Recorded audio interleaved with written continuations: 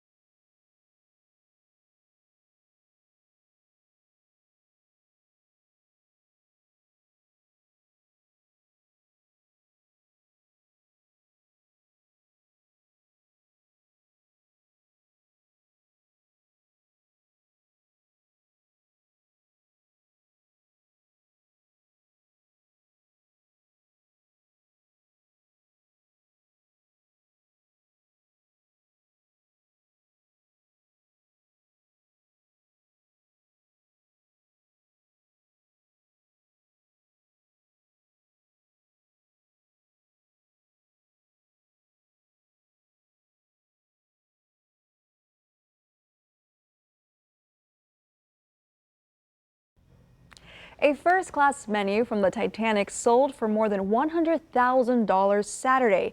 It may be the only surviving one of its kind. The menu is heavily water-stained, of course, with some lettering erased, most likely due to it ending up in the ocean after the Titanic sank back in 1921. It details the first dinner on board after the Titanic set sail from Queenstown. Meal options included oysters, sirloin of beef, and Victoria pudding. And they said it was first class menu? Yes. Victoria pudding? Not from Victoria, though. No, of course. They're talking about the Queen. Yeah. Victoria, Texas would be different, but that's pretty fascinating. Can you imagine a piece of paper over 100 years old floating in the ocean? Yeah. And someone still holds it? That's pretty So there was amazing. a Titanic museum back in Galveston, Oh. and at the end of the ticket, you would have a ticket when you go. At the end, it would show you if you survived or not. Oh my gosh. I know my whole family went, and I think I was the only one who survived. Oh. I'm just kidding. My sister did. I was Kind not, of apparently. morbid to come Yeah, up no, going, yeah. hey, you didn't make it. And then at the end, you would watch the Titanic movie, so you know how it goes. Wow, that's Yeah. pretty. I was not aware of that. Yeah. Titanic Museum in Galveston. And it's not there anymore. It's like a traveling, I see, one I of those see. traveling museums. Well, terrific. Well, now for us, you probably said, okay, enough of that winter weather with the clouds and the drippiness. Well, that's good. Tomorrow, it's all going to clear up. You'll see a little bit of sun by afternoon, little rain overnight, but for the next 4 or 5 days, we've got some mild weather all the way through the coming weekend. Thank you, Mac. And thank you for being with us. We hope to see you back here tonight for 25 News Now at 6. World News Tonight with David Muir is up next.